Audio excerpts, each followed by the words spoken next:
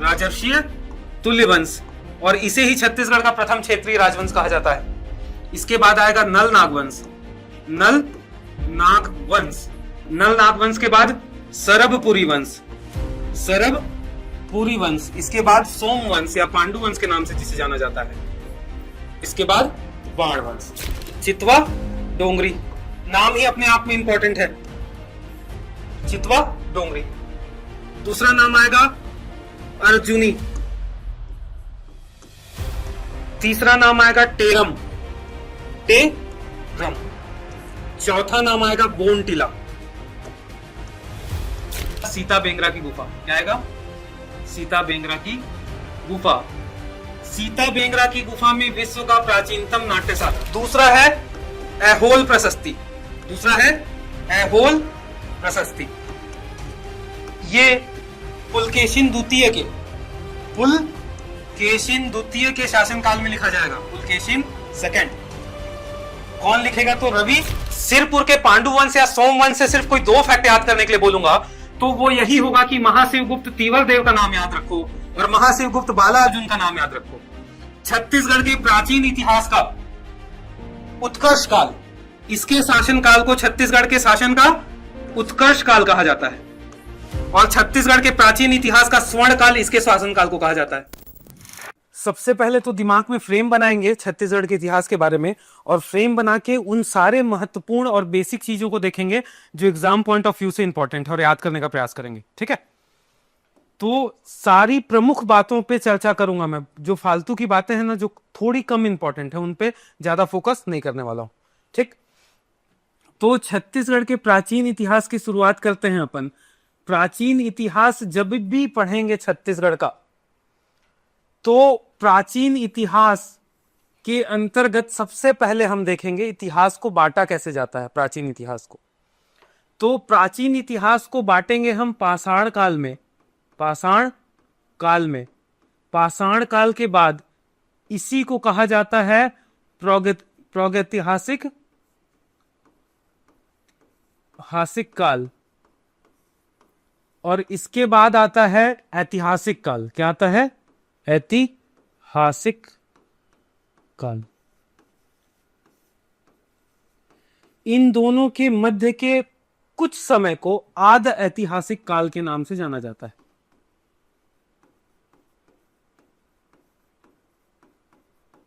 भारत का इतिहास भी जब आप पढ़ोगे, तो भारत का इतिहास कोई भी आपको पढ़ाएगा तो भारत के इतिहास को इन्हीं 3 भागों में बांट के वो शुरू करेगा पढ़ाना।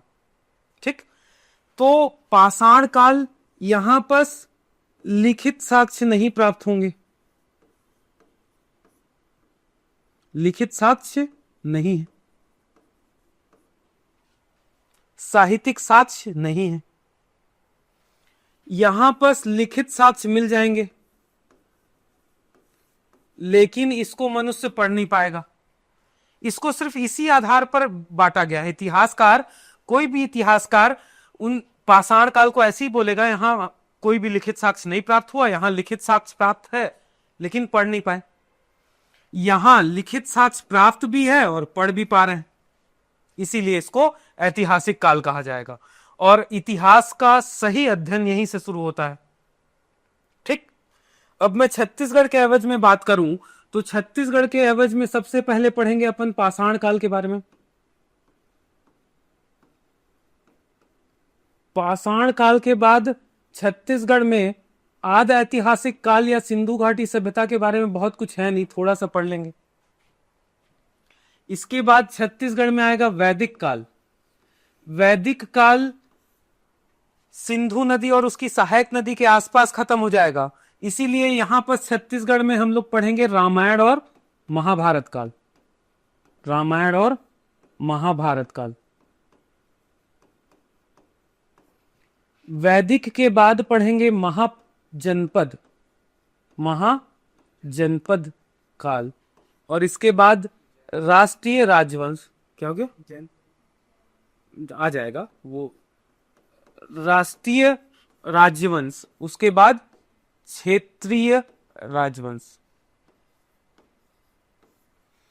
बौद्ध जैन कहीं ना कहीं महाजनपद के समकालीन है, तो बौद्ध और जैन धर्म को देख लेंगे।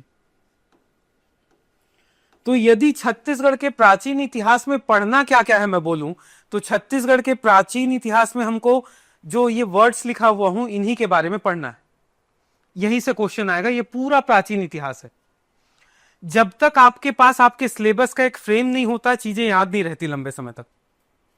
तो सबसे पहले पढ़ेंगे पाषाण काल के बारे में, फिर आदि ऐतिहासिक काल के बारे में, वैदिक काल के बारे में, महाजनपद काल के बारे में, राष्ट्रीय राजवंशों के बारे में, राष्ट्रीय वंश के बारे में, और इसके बाद क्षेत्रीय वंशों के बारे में पढ़ेंगे और प्राचीन इतिहास खत्म हो जाएगा।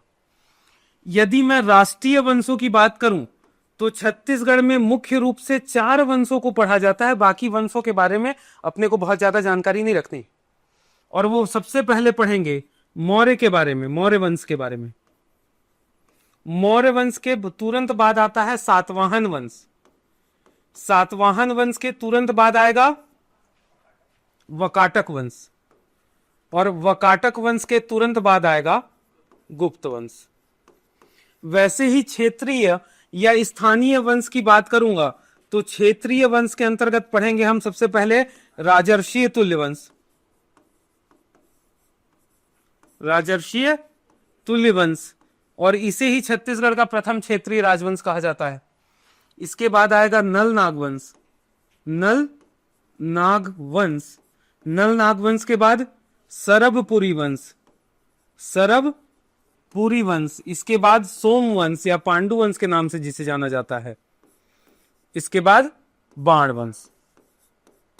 और ये हमारा पूरा इतिहास पढ़ने का सिलेबस है। इनडायरेक्टली देखोगे तो प्राचीन इतिहास जब भी पढ़ोगे इन चीजों को दिमाग में रखना, ठीक? तब एग्जाम हॉल में रिटर्न में भी बहुत यूजफुल है ये, ठीक है? अब चालू होगा फैक्चुअल चीजें जो एग्जाम में क्वेश्चन के रूप में पूछेगा, ठीक? पहला है पाषाण काल। पीयूष समझ में आया कुछ? पाषाण काल। तो छत्तीसगढ़ में पाषाण काल को 4 भागों में बांट के देखा जाता है। एक को बोलेंगे पूर्व पाषाण काल, पूर्व पाषाण काल। दूसरे को बोलेंगे मध्य पाषाण काल। तीसरे को बोलेंगे उत्तर पाषाण काल, और चौथे को बोलेंगे नव पाषाण काल। सिर्फ ये जो फ्रेम बता रहा हूं इसमें से 10 बार प्रश्न पूछा हुआ है, इसीलिए विशेष तौर पे याद रखना। पूर्व पाषाण काल के अंतर्गत आएगा सिंघनपुर की गुफा, सिंघनपुर की गुफा।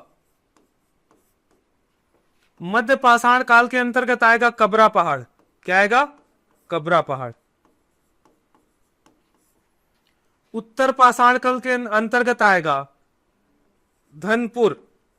कहां है धनपुर? वर्तमान में गोरेला पेंड्रा मारवाही जिले में।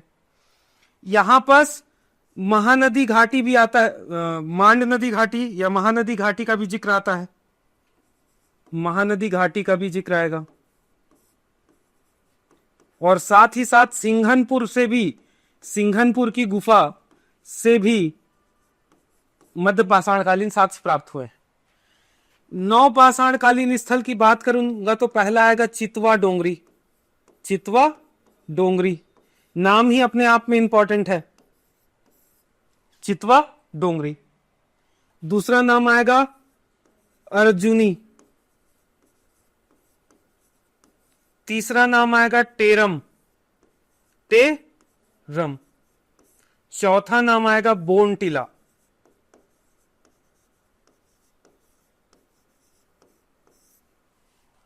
सामने बोर्ड में लिखा हुआ नाम एग्जाम पॉइंट ऑफ व्यू से इंपॉर्टेंट है। इतिहास को जब देखोगे तो मेरे पास 117 नाम है। पाषाण कालीन 117 स्थल खोजे गए हैं छत्तीसगढ़ में, और उन 117 का नाम हमेशा याद रखना जरूरी नहीं है, नहीं रख पाओगे। लेकिन सामने बोर्ड में जो नाम लिखा हुआ है ये बहुत इंपॉर्टेंट है। छत्तीसगढ़ की सबसे प्राचीन गुफा तो सिंघनपुर की गुफा। छत्तीसगढ़ में सर्वाधिक शैलचित्र कहां से प्राप्त हुए हैं? तो कबरा पहाड़ से। एग्जाम में यही प्रश्न के रूप में पूछेगा। सबसे प्राचीनतम गुफा सिंघनपुर की गुफा। सर्वाधिक शैलचित्र कहां से प्राप्त हुए हैं? तो कबरा पहाड़ से। कबरा पहाड़ से किस काल के साक्ष्य प्राप्त हुए हैं? तो मध्य पाषाण काल। क्लियर? यहां नाम चितवा डोंगरी बालोद जिले में है। अर्जुनी कहां है? बालोद जिले में। टेरम कहां है? रायगढ़ जिले में। बोनटीला कहां है? राजनांदगांव जिले में। तो ये भी पूछ सकता है कि ये किन जिलों में है, तो ये बालोद, ये रायगढ़ और ये राजनांदगांव। पूरा एग्जाम पॉइंट ऑफ व्यू से एक एक लाइन इंपॉर्टेंट है, यहां की एक एक वर्ड इंपॉर्टेंट है। बढ़ूं आगे। हम लोगों ने देखा पहला पॉइंट सिंघनपुर की गुफा। सिंघनपुर की गुफा,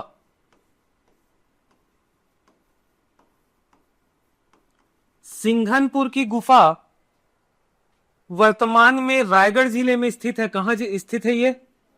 रायगढ़ जिले में। रायगढ़ जिले में कहां पर स्थित है? चवर ढाल के गिरिपद में। तो चवर ढाल के गिरिपद में स्थित है। तीसरा बताया था हसदेव मांड बेसिन के अंतर्गत आता है। ये कहां आता है? हसदेव मांड बेसिन के अंतर्गत। यहां से आपके भूगोल का भी एक प्रश्न पूछा गया है, पीएससी का प्रश्न है। पीएससी में पूछा गया था कि चवर ढाल किस प्राकृतिक प्रदेश के अंतर्गत आता है?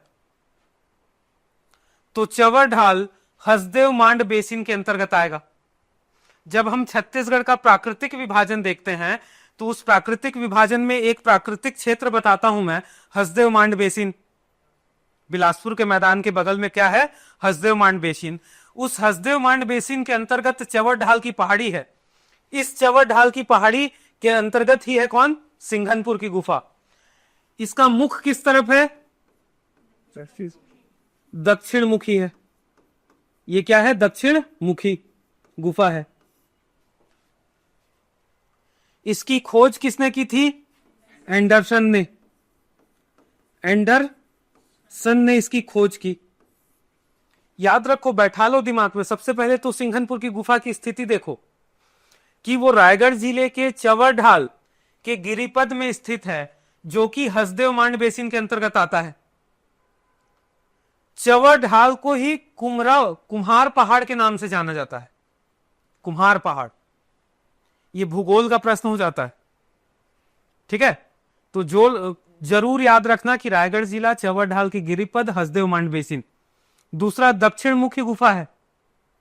तीसरा एंडरसन ने इसकी खोज की थी। सबसे प्राचीनतम गुफा है ये अपनी।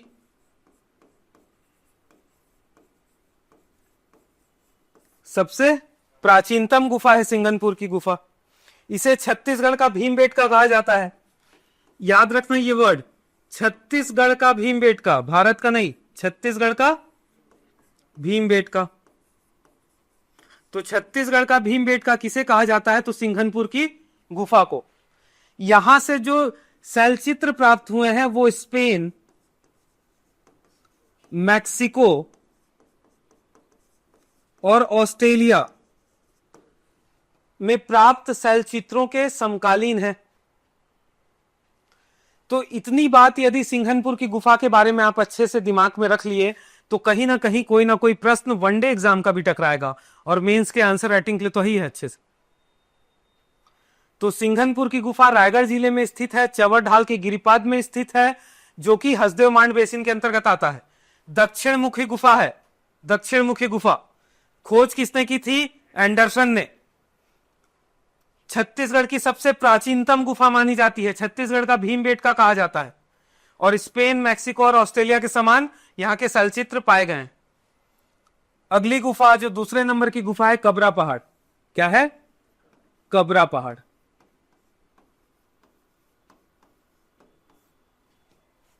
यह भी रायगढ़ जिले में स्थित है। कहां है ये? रायगढ़ जिले में। और रायगढ़ जिले में कहां स्थित है? गजमार पहाड़ी पर। गजमार पहाड़ी। ये गजमार पहाड़ी भी हसदेव मांड बेसिन के अंतर्गत आता है। तो भूगोल का भी प्रश्न यहां से बन रहा है, जो कि वर्तमान आने वाले एग्जाम्स में पीएससी कर सकता है। तो कबरा पहाड़ रायगढ़ जिले के गजमार पहाड़ी में स्थित है। मध्य पाषाण काल से संबंधित कबरा पहाड़ में सर्वाधिक शैलचित्र प्राप्त हुए हैं। तो सर्वाधिक शैलचित्र प्राप्त कहां हुए? तो सर्वाधिक शैलचित्र मिलेंगे कबरा पहाड़ में। सर्वाधिक शैलचित्र कबरा पहाड़ में प्राप्त होगा तो सर्वाधिक जानकारी किस गुफा से प्राप्त हुई? तो उसका भी उत्तर होगा सर्वाधिक जानकारी हमें मिलती है कबरा पहाड़ से। कहां से? कबरा पहाड़ से। कबरा पहाड़ से लाल रंग की छिपकली, घड़ियाल, सांभर आदि का चित्र मिलेगा। वो तो नॉर्मल बात हो गई, ठीक है। इतनी बातें कबरा पहाड़ से याद रखो। तीसरा में ले लेते हैं चितवा डोंगरी को। चितवा डोंगरी, चितवा डोंगरी, यहां से बार बार प्रश्न पूछा गया है और आने वाले समय में भी पूछा जाएगा। चीनी ड्रैगन का साक्ष्य मिला है। किसका साक्ष्य मिला है? चीनी ड्रैगन, चीनी ड्रैगन का। ड्रैगन के साक्ष्य कहां मिला है बोलेगा तो भी चितवा डोंगरी।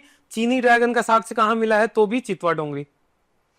3-4 साक्ष्य और मिले हैं, उतना इंपॉर्टेंट नहीं है जितना ये इंपॉर्टेंट है, ठीक।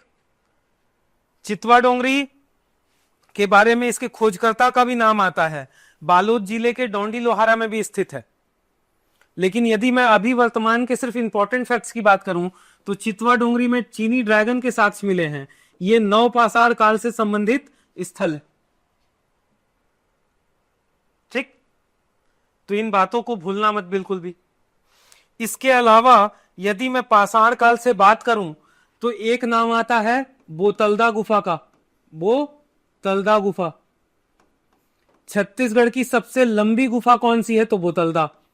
छत्तीसगढ़ की सबसे लंबी गुफा बोतलदा गुफा। दूसरा इंपॉर्टेंट फैक्ट पाषाण काल से याद रखना है तो कांकेर का चारामा। कांकेर का चारामा एक प्लेस है, यहां से एलियन के साक्ष्य मिले। किसके साक्ष्य? एलियंस के।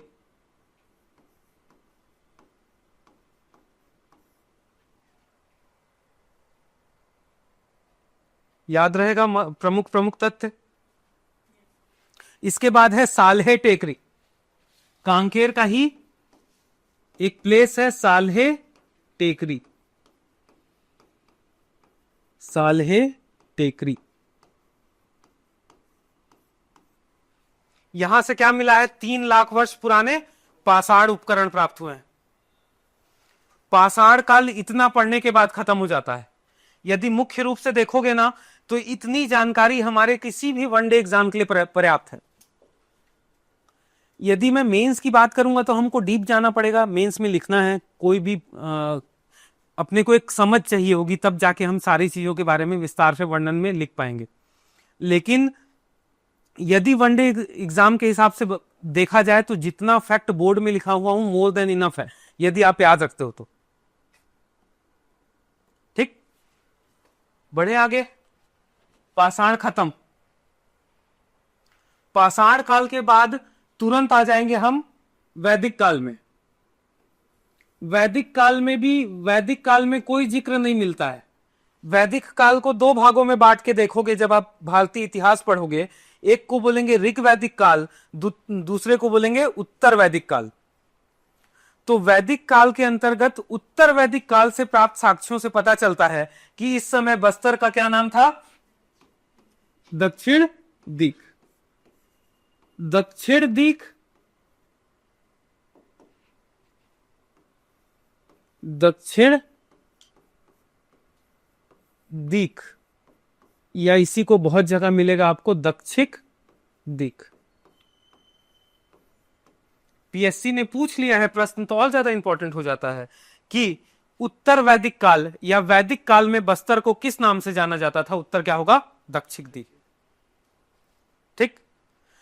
अब वैदिक काल जब अपन नहीं पढ़ते हैं तो वैदिक काल के अंतर्गत छत्तीसगढ़ में पढ़ते हैं रामायण काल, ठीक है। और यहां से भी हमारे पीएससी ने बहुत सारे प्रश्न पूछे हुए हैं। रामायण काल में मध्य छत्तीसगढ़ को किस नाम से जाना जाता था? दक्षिण कौशल के नाम से जाना जाता था। प्रश्न पूछा हुआ है, छत्तीसगढ़ को किस नाम से जाना जाता था? दक्षिण कौशल के नाम से। और बस्तर क्षेत्र को, बस्तर क्षेत्र को किस नाम से जाना जाता था? तो दंडकारण्य। दक्षिण कौशल की राजधानी किसे कहा गया है इसमें? कुश स्थलीय को। किसको? कुश स्थली। और रामायण काल में ही दंडकारण्य की राजधानी थी मधुमंत। मधुमंत। तो ये डायरेक्ट वनडे एग्जाम में आने वाले समय का प्रश्न होगा कि रामायण काल में मध्य छत्तीसगढ़ को किस नाम से जाना जाता था और उसकी राजधानी क्या थी? तो दक्षिण कौशल के नाम से जाना जाता था और उसकी राजधानी थी कुशस्थली। साथ ही साथ बस्तर क्षेत्र को किस नाम से जाना जाता था? तो दंडकारण्य नाम से, और दंडकारण्य की राजधानी क्या थी? मधुमंत।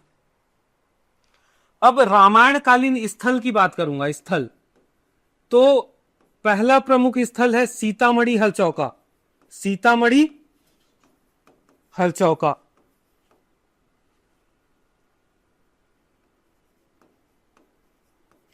सीतामढ़ी हलचौका वर्तमान में मनेन्द्रगढ़, सिरमिरी, भरतपुर जिले में स्थित है। छत्तीसगढ़ में राम जी का प्रवेश द्वार माना जाता है इसे। छत्तीसगढ़ में राम जी का प्रवेश द्वार, मतलब ऐसा कहा गया है कि छत्तीसगढ़ में राम जी ने इसी प्लेस से प्रवेश किया। और सीतामढ़ी हलचौका में ही अत्रि मुनि का आश्रम है। किसका आश्रम है? अत्रि मुनि का। तो दो चीज के लिए, एक तो राम भगवान का प्रवेश द्वार है और दूसरा क्या है यहां इंपॉर्टेंट? अत्रि मुनि का आश्रम। अत्रि मुनि का आश्रम। दूसरा प्रमुख प्लेस जो रामायण काल से इंपॉर्टेंट है वो है रामगढ़ की पहाड़ी। क्या है वो? रामगढ़ की पहाड़ी। रामगढ़ की पहाड़ी के अंतर्गत सीता बेंगरा की गुफा। सीता बेंगरा की गुफा बहुत इंपॉर्टेंट है। सीता बेंगरा की गुफा। दूसरा इंपॉर्टेंट है लक्ष्मण बेंगरा की गुफा। लक्ष्मण बेंगरा की गुफा। और तीसरा जोगी मारा की गुफा। मैं इतने बार बताऊंगा ना कि कभी भूल ही नहीं पाओगे इसको। तो सीता बेंगरा की गुफा विश्व की प्राचीनतम नाट्यशाला। विश्व की प्राचीनतम नाट्यशाला है तो सीता बेंगरा ही होगा उत्तर। नृत्यांगना सुतनुका और देवदत्त की प्राण गाथा का उल्लेख है जोगी मारा में। कहां है? जोगी मारा। जोगी मारा में नृत्यांगना सुतनुका और देवदत्त की प्राण गाथा का उल्लेख। प्राचीनतम नाट्यशाला सीता बेंगरा। पूछा है, पूछेगा, पूछते रहेगा।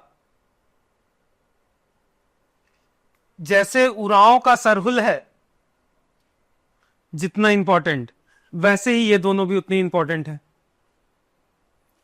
बेसिक प्रश्न यदि गलती करके आ रहे हो आप किसी भी एग्जाम में तो उस एग्जाम को क्वालिफाई नहीं कर पाओगे। ठीक है, तो ये बेसिक है बहुत। रामगढ़ की पहाड़ी के बाद तीसरा नाम याद रखना है। यहां एक ऋषि का भी आश्रम है। किसका है? वशिष्ठ ऋषि का आश्रम। वशिष्ठ ऋषि का आश्रम। ये अत्रि ऋषि का आश्रम सीतामढ़ी हलचौका, वशिष्ठ ऋषि का आश्रम रामगढ़ की पहाड़ी। अगला नाम है खरौद। खरौद रामायण काल से संबंधित अगला नाम है खरौद। खरदूषण का वध किया था। खर और दूषण नामक दो राक्षस थे। राम भगवान ने खर को मार के भगा दिया। दूषण खर की का हत्या कर दिया था और दो खर को मारे तो दूषण अपने आप भाग गया। एक को मारो भीड़ भाग जाती है, वैसे वाला। और सबसे इंपॉर्टेंट बात है यहां का लक्ष्मणेश्वर मंदिर। लक्ष्मणेश्वर मंदिर। यहां का जो लक्ष्मणेश्वर मंदिर है वो रामायण कालीन माना जाता है। मान्यता है रामायण कालीन है करके। ठीक है। खरौद का लक्ष्मणेश्वर मंदिर। इस मंदिर को लाखा चाउर मंदिर के नाम से जाना जाता है। लाखा चाउर। छत्तीसगढ़ में जब पर्यटन पढ़ोगे इतने मंदिर का नाम आएगा ना, इतने मंदिर का नाम कि कंफ्यूज हो जाओगे। यहां बार बार जोर देने के पीछे कारण ही वही है कि वहां कम से कम इसको अलग से डिफाइन करके रखो। तो लक्ष्मणेश्वर मंदिर या लाखा चाउर मंदिर, या इसी को लखनेश्वर मंदिर भी कहा जाता है। क्या बोला जाता है? लखनेश्वर मंदिर। ठीक। खरौद के बाद चौथा नाम आएगा सिवरी नारायण। सिवरी नारायण में सबरी का निवास स्थान।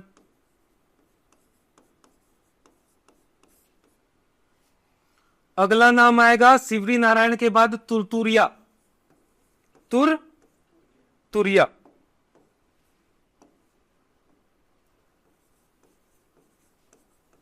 और तुरतुरिया जैसे ही नाम आएगा लव कुश का जन्म स्थान वाल्मीकि आश्रम।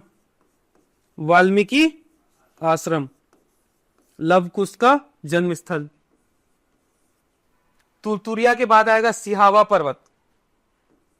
सिहावा पर्वत में आश्रम ही आश्रम। सिहावा पर्वत। कौन कौन सा आश्रम है यहां? श्रृंगी ऋषि का आश्रम पहला। श्रृंगी ऋषि का आश्रम। दूसरा सप्त ऋषि का आश्रम। तीसरा अगस्त्य ऋषि का आश्रम। अगस्त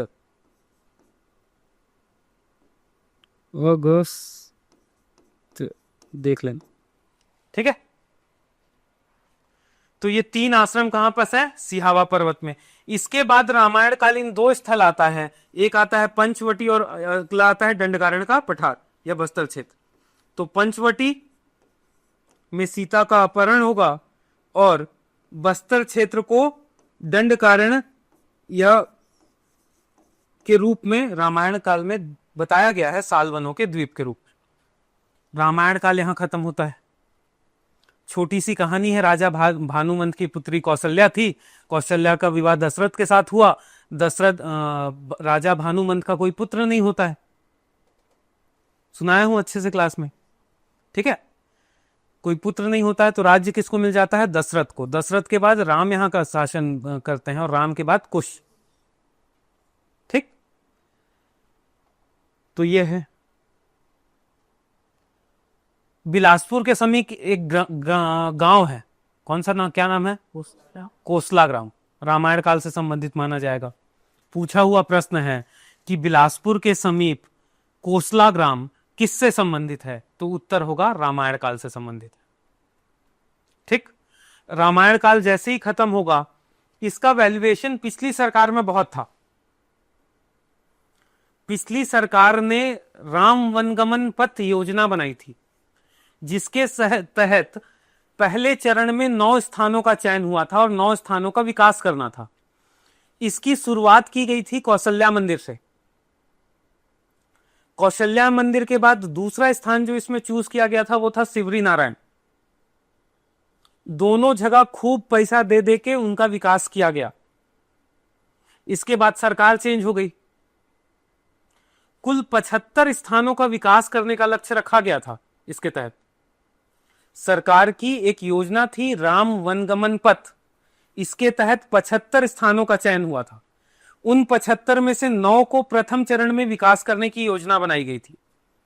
2 में विकास किए, उसके बाद फिर सरकार बंद, मतलब हार गई चुनाव। अब नई सरकार उस योजना में पैसा ही नहीं दे रही। ठीक। तो कांग्रेस की सरकार के समय यहां से प्रश्न आने की संभावनाएं अत्यधिक थी। अब जो बेसिक चीजें हैं वो बताया हूं मैं। ये बेसिक रामायण है हमारे छत्तीसगढ़ का। ठीक। इसके बाद महाभारत काल में आ जाते हैं। महाभारत काल। जब महाभारत काल की बात करेंगे तो छत्तीसगढ़ में 5 प्रमुख स्थल हैं जिनका नाम आपको याद रखना है। ठीक है। पहला है सिरपुर। सिरपुर को महाभारत काल में क्या कहा गया? चित्रांगदपुर। यही प्रश्न आएगा, चित्रांगदपुर। बोलेगा सिरपुर का महाभारत कालीन नाम क्या था, तो चित्रांगदपुर। ठीक। भब्रुवाहन की राजधानी, महाभारत कालीन एक राजा हुआ भब्रुवाहन।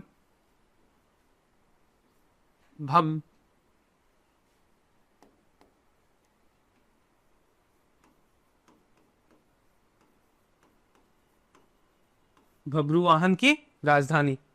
अर्जुन और चित्रांगना का पुत्र था भब्रुवाहन।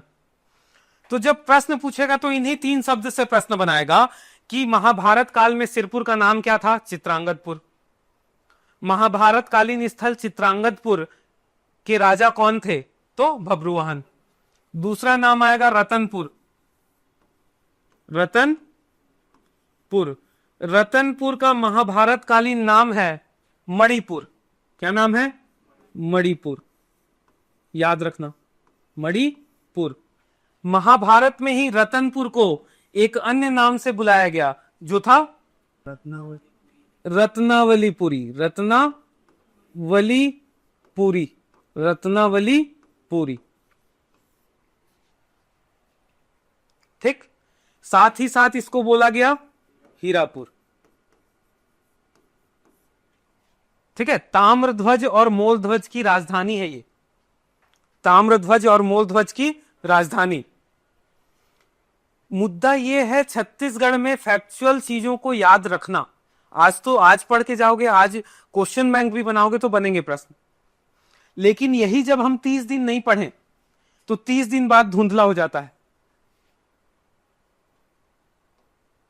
तो उस धुंधलेपन से बचने के लिए मैं सारी चीजों को बार बार रिवाइज कराने का प्रयास करता हूं। ठीक है। बोरिंग है, कोई मेथड नहीं है। जो जब अपन भूगोल पढ़ते हैं छत्तीसगढ़ का तो उसमें मजा आता है, सीखने मिलता है कुछ। ठीक है। लेकिन यहां तो रटना ही है, और यदि कहानी सुन सुन के रटोगे तो बहुत ज्यादा समय लगेगा। अपन एग्जाम ओरिएंटेड चीजों को देख रहे हैं सिर्फ और सिर्फ, और सारे एग्जाम्स में पूछे गए प्रश्न है कहीं ना कहीं। अगला फैक्ट, रतनपुर के बाद नाम आता है आरंग का। आरंग को महाभारत काल में भांडेर के नाम से जाना जाता था। भांडेर, किस नाम से जाना जाता था, भांडेर। तो जो सबसे इंपॉर्टेंट चीज है महाभारत की, कि सिरपुर को किस नाम से जाना जाता था, चित्रांगदपुर। रतनपुर को किस नाम से जाना जाता था, मणिपुर, रत्नावलीपुरी, हीरापुर। आरंग को किस नाम से जाना जाता था, तो भांडेर। क्लियर। तो चौथा नाम आएगा महाभारत कालीन गूंजी। गूंजी वर्तमान में शक्ति का एक प्लेस है जो ऋषभ तीर्थ के रूप में फेमस है। किसके रूप में, ऋषभ तीर्थ। और अगला 5वां नाम आएगा खल्लारी। महासमुंद का खल्लारी नामक प्लेस। खल वाटिका, लाक्षागृह, महाभारत कालीन एक दृश्य है जिसमें धृतराष्ट्र के बड़े पुत्र भीम, महाभारत नहीं देखे हो रामेश्वर आप, क्या नाम है, कौरवों का सबसे बड़ा पुत्र कौन सा, दुर्योधन। दुर्योधन ने लाक्षागृह का निर्माण कराया और पांडवों को जिंदा जला देने की तकनीक वो बनाई, योजना। तो वही लाक्षागृह कहां था, खल्लारी में। ठीक। साथ ही साथ भीम के पदचिन्ह भी प्राप्त हुए हैं खल्लारी से। ठीक है। अब यदि महाभारत में छत्तीसगढ़ को किस नाम से जाना जाए, यह प्रश्न आया तो क्या नाम होगा, मध्य क्षेत्र छत्तीसगढ़ का, या छत्तीसगढ़ को प्राक कौशल के नाम से जाना जाता था। किस नाम से, प्राक कौशल। बेसिक प्रश्न तो यही है। पूछा है बस्तर क्षेत्र को या दंडकारण्य क्षेत्र को महाभारत में किस नाम से जाना जाता था, कांतार। कंतार भी देख सकते हो, कांतार भी देख सकते हो। ठीक है। तो सबसे बेसिक प्रश्न तो वहीं से शुरू होगा। क्लियर। महाभारत के तुरंत बाद पढ़ना है अपने को जैन धर्म और बौद्ध धर्म के बारे में।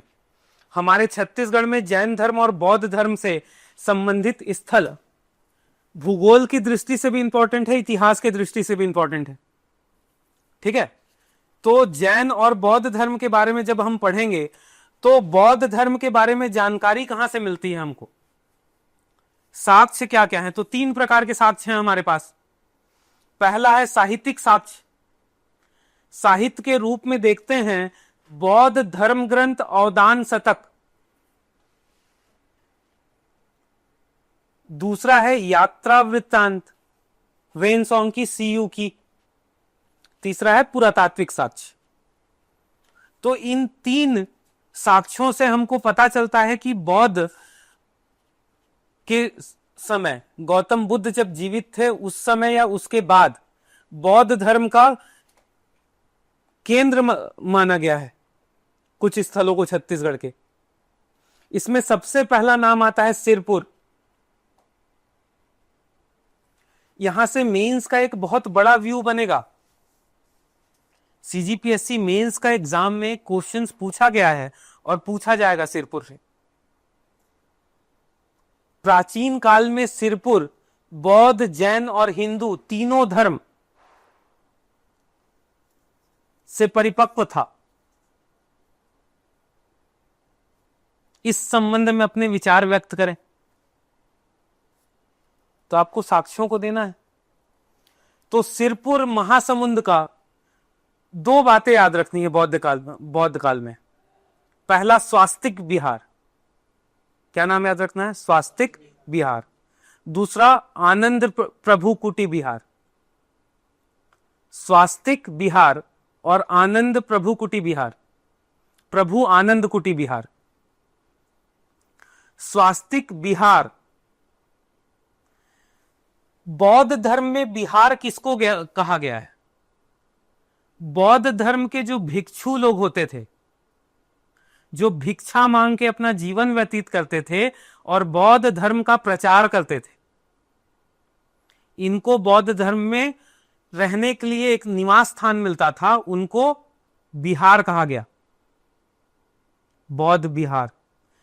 उसी में से एक स्वास्तिक विहार सिरपुर में है और दूसरा भी सिरपुर में है, आनंद कुटी विहार, प्रभु आनंद कुटी विहार। तो डायरेक्ट प्रश्न पूछेगा स्वास्तिक विहार कहां स्थित है? उत्तर होगा सिरपुर महासमुंद। दूसरा प्रश्न सिंगल लाइनर प्रश्न पूछेगा, प्रभु आनंद कुटी विहार कहां स्थित है? उत्तर होगा सिरपुर। रिकॉल हो रहा है रामेश्वर की? नया तो नहीं लग रहा एकदम? व्यूज स्पीड हो जा रहा है, ठीक है। और आप लोगों को तो याद हो जाना चाहिए अब इसके बाद। सिमी पूरा जैसे मैं बोल रहा हूं अभी आके स्टेज में बोलेगी शुरू से अंतिम तक, याद है पूरा? Very good. सिरपुर के बाद दूसरा नाम आएगा भोंगापाल, कोंडागांव का भोंगापाल। कोंडागांव जिले में एक स्थान है भोंगापाल, ठीक है।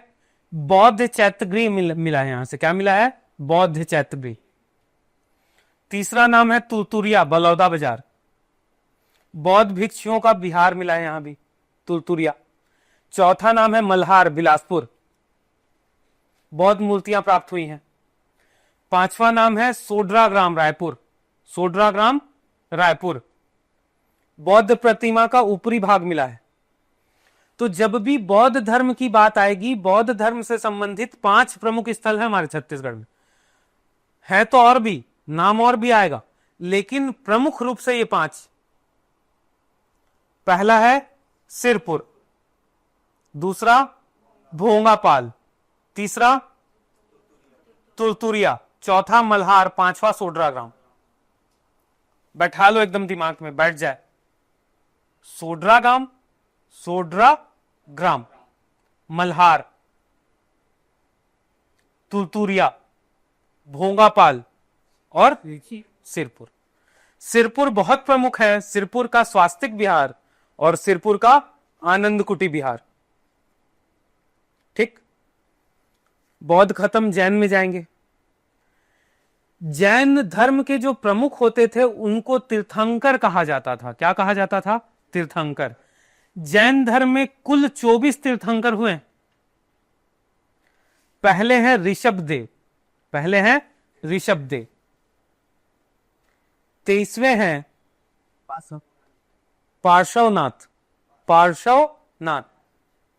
पहले हैं ऋषभदेव, 23वें हैं पार्श्वनाथ, और 24वें हैं महावीर स्वामी। ये इंडियन जीएस के हिसाब से भी इंपॉर्टेंट है। इंडियन जीएस में भी जब आप जैन धर्म के बारे में पढ़ोगे तो जैन धर्म में कुल 24 तीर्थंकर हुए। कितने तीर्थंकर हुए? 24। उन 24 में से पहले तीर्थंकर का नाम है ऋषभदेव। प्रश्न पूछता है जैन धर्म के प्रथम तीर्थंकर कौन? उत्तर होगा ऋषभदेव। 23वें कौन? तो पार्श्वनाथ। और 24वें कौन? तो महावीर स्वामी। महावीर स्वामी अंतिम तीर्थंकर हैं। इन 24 तीर्थंकरों के सिद्धांतों से ही जैन धर्म का विकास हुआ। वर्तमान जैन धर्म को देखा जा सकता है। ठीक। और जो 24वें तीर्थंकर हुए कौन थे? महावीर स्वामी। ये गौतम बुद्ध के समकालीन थे। इसीलिए जैन धर्म बहुत पुराना धर्म माना जाता है और बौद्ध धर्म नया धर्म माना जाता है। ठीक है। जैन धर्म से संबंधित छत्तीसगढ़ में साक्ष्य कहां कहां से मिले हैं? तो मल्हार, सिरपुर, महेशपुर, आरंग से प्राचीन स्मारक प्राप्त हुए हैं। बिलासपुर का मल्हार, महासमुंद का सिरपुर, महेशपुर, सरगुजा का महेशपुर, और रायपुर का आरंग। 4 प्लेसेस।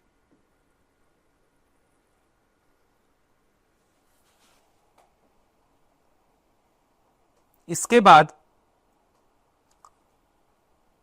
स्थल, जैन कालीन स्थल के रूप में जिन्हें देखा जाता है, पहला है आरंग। आरंग रायपुर। आरंग में बहुत प्रसिद्ध जैन मंदिर है, भांडल देउल जैन मंदिर के नाम से जाना जाता है। तो ये जब हम छत्तीसगढ़ पढ़ते हैं, पर्यटन पढ़ेंगे छत्तीसगढ़ का, तो वहां के लिए भी बहुत इंपॉर्टेंट है। यहीं से याद करके रख लो। तो जैन धर्म का स्थल है आरंग। आरंग में भांडल देउल मंदिर। भांडल देव जैन मंदिर के बाद अगला नाम आएगा नगपुरा। नगपुरा। 23वें तीर्थंकर पार्श्वनाथ से संबंधित है ये। अगला नाम है गूंजी, ऋषभ तीर्थ, ऋषभ देव से संबंधित। अगला नाम है मल्हार, बिलासपुर का मल्हार। यहां ऋषभ देव व जैन धर्म के स्मारकों का प्राचीन भंडार मिला है। यहां से बौद्ध और जैन कंप्लीट होता है। इनको अच्छी तरीके से याद करोगे। ठीक है। अब मैं वंश में आ जा रहा हूं और वंश की प्रमुख प्रमुख बातों को बता रहा हूं। बात बहुत है, लेकिन एग्जाम पॉइंट ऑफ व्यू से जो इंपॉर्टेंट है उनका डिस्कशन करूंगा। ठीक। तो चलते हैं मौर्य वंश के बारे में। मौर्य वंश। ठीक है। मौर्य वंश के बारे में पढ़ेंगे। मौर्य वंश में सबसे पहले जो स्थल का नाम आएगा वो आएगा सीता बेंगरा की गुफा। क्या आएगा? सीता बेंगरा की गुफा। सीता बेंगरा की गुफा में विश्व का प्राचीनतम नाट्यशाला, विश्व का प्राचीनतम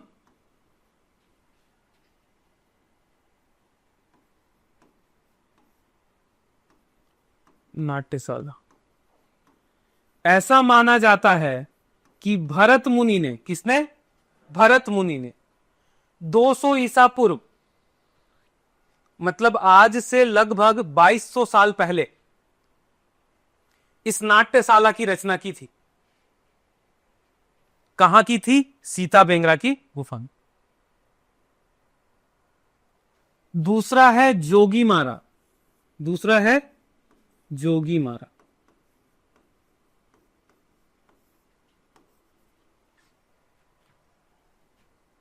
सुतनुका, सुतनुका। देवदत्त, देवदत्त की प्राण गाथा का उल्लेख। ठीक। जोगी मारा की गुफा में मौर्यकालीन चित्रण प्राप्त हुआ है, दीवारों पर चित्र, जिसकी भाषा पाली और लिपि ब्राह्मी है। तो मौर्यकालीन लेख कहां से प्राप्त हुआ है? जोगीमारा से मौर्यकालीन लेख प्राप्त हुए हैं।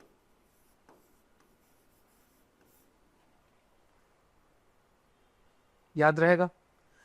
मौर्यकालीन सिक्कों की बात करूं तो ठठारी, अकलतरा,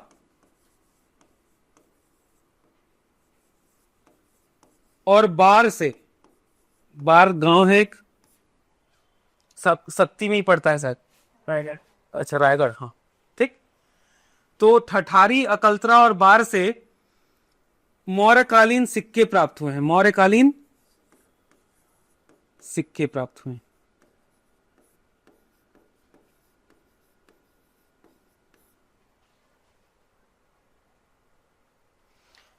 सबसे इंपॉर्टेंट बात, अशोक का कलिंग अभिलेख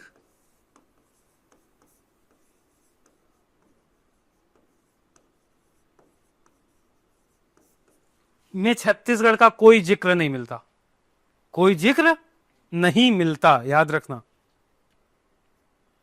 कोई भी नहीं मिलेगा। ठीक है। छत्तीसगढ़ का उत्तरी हिस्सा या छत्तीसगढ़ का कुछ हिस्सा मौर्य साम्राज्य के अधीन है या मौर्य साम्राज्य के अंतर्गत आता था, इसकी जानकारी हमें कलिंग शिलालेख से नहीं मिलती। ठीक है, पूछा हुआ प्रश्न है ये भी पीएससी का ही।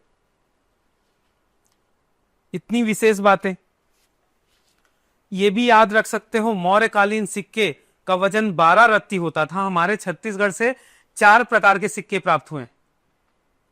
ठीक है, एक में नेत्र का निशान मिला हुआ है, बिंदुओं से घिरे हुए नेत्र का अंकन है।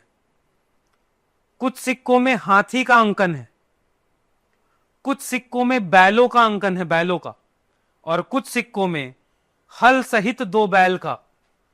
तो ये 4 विभिन्न विभिन्न प्रकार की आकृतियां मौर्यकालीन सिक्कों में प्राप्त हुई हैं। जो छत्तीसगढ़ से मौर्यकालीन सिक्के प्राप्त हुए हैं उनमें ये 4 चित्रों का अंकन है। क्लियर। मौर्य के तुरंत बाद आ जाओ सातवाहन काल में।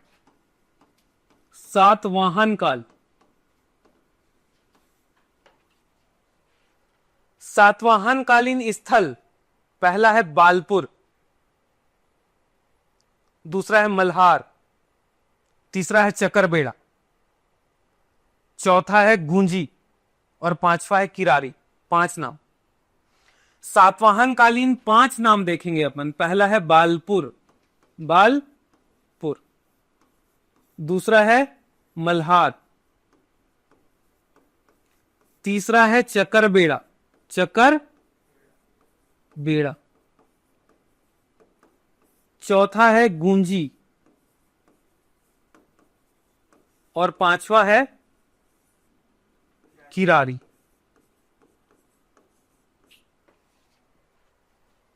ये 5 स्थल सातवाहन कालीन है। ठीक है। बालपुर से सातवाहन राजा अपीलक की मुद्रा प्राप्त हुई है, अपीलक की मुद्रा प्राप्त हुई। मल्हार से भी अपीलक की मुद्रा प्राप्त होगी। सातवाहन राजा अपीलक की मुद्रा। यहां से रोम की स्वर्ण मुद्रा प्राप्त होगी, रोम की स्वर्ण मुद्रा।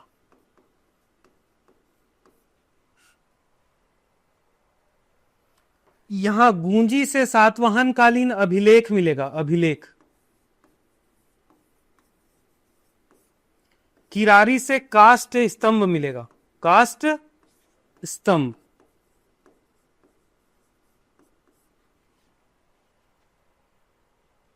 ठीक। तो सातवाहन राजा अपीलक और रोम की स्वर्ण मुद्रा। जो अभिलेख यहां मिला है, इस अभिलेख में कुमार वरदत्त श्री का वर्णन है, वरदत्त श्री का वर्णन है।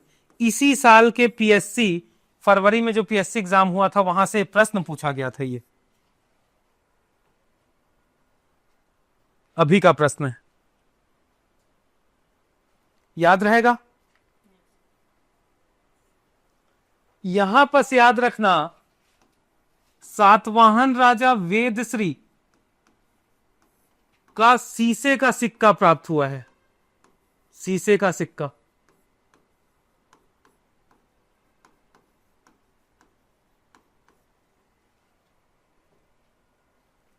इतनी बातें आपको सातवाहन काल से याद रखनी है, याद रहेगा। बस इतना ही तो है। ओके, सातवाहन के बाद अगला वंश आएगा वकाटक वंश। वकाटक वंश, वकाटक वंश का संस्थापक है विंध्य शक्ति। कौन है संस्थापक? विंध्य शक्ति। तो वकाटक वंश का संस्थापक विंध्य शक्ति, ठीक। वकाटक वंश का संस्थापक विंध्य शक्ति। छत्तीसगढ़ में वकाटक वंश का संस्थापक प्रवरसेन प्रथम, प्रवरसेन प्रथम। तो वकाटक वंश का संस्थापक विंध्य शक्ति, लेकिन छत्तीसगढ़ में इसका संस्थापक Pravarasena first, Pravarasena first. Clear है? तो छत्तीसगढ़ में वकाटक वंश का संस्थापक कौन? तो छत्तीसगढ़ में वकाटक वंश का संस्थापक प्रवरसेन फर्स्ट। अब चीजों को थोड़ा तेज भगा रहा हूं, ठीक। मेन चीजों को जल्दी जल्दी देखते हैं। यहां दूसरा राजा आएगा महेंद्र सेन। कौन आएगा? महेंद्र सेन। महेंद्र सेन समुद्रगुप्त से हार जाएगा। किससे हारेगा? समुद्रगुप्त इसको हराएगा। तो प्रश्न पूछा जाता है, किस वकाटक नरेश को, दक्षिण कौशल के किस वकाटक नरेश को समुद्रगुप्त ने पराजित किया? तो उत्तर होगा महेंद्र सेन। महेंद्र सेन के बाद नाम आएगा रुद्रसेन का, रुद्रसेन का। चंद्रगुप्त द्वितीय, चंद्रगुप्त सेकंड की पुत्री से विवाह करेगा ये, ठीक। अगला नाम आएगा Pravarasena second, Pravarasena second. Pravarasena second साहित्य में बहुत अधिक रुचि रखता था, इसीलिए इसके शासनकाल में कालिदास आएगा। और कालिदास किसकी रचना करेगा छत्तीसगढ़ में? मेघदूतम की। मेघदूतम ग्रंथ की रचना कालिदास रामगढ़ की पहाड़ी में करेंगे। और रामगढ़ी का जिक्र उन्होंने मेघदूतम में रामगिरी के रूप में किया हुआ है। किसके रूप में? रामगिरी। स्वर्ग का प्रवेश द्वार कहा है रामगढ़ को, स्वर्ग का प्रवेश द्वार। प्रवरसेन सेकंड के बाद आएगा नरेंद्र सेन, नरेंद्र सेन। नल नागवंशीय शासक भौदत्त वर्मन से हारेगा। नल नागवंशीय शासक भौदत्त वर्मन, भौदत्त वर्मन से हारेगा कौन? नरेंद्र सेन। इसकी जानकारी रिद्धिपुर शिलालेख, रिद्धिपुर ताम्रपत्र से मिलती है। रिद्धिपुर ताम्रपत्र बहुत इंपॉर्टेंट है, रिद्धिपुर ताम्रपत्र।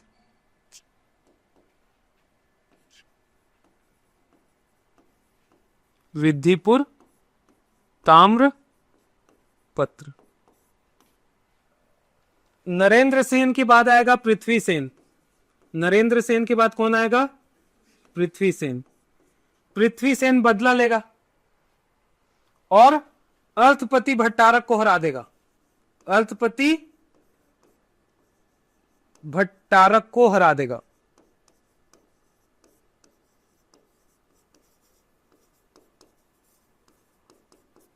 केसरी बेड़ा ताम्रपत्र से इसकी जानकारी मिलती है। किससे? केसरी बेड़ा ताम्रपत्र।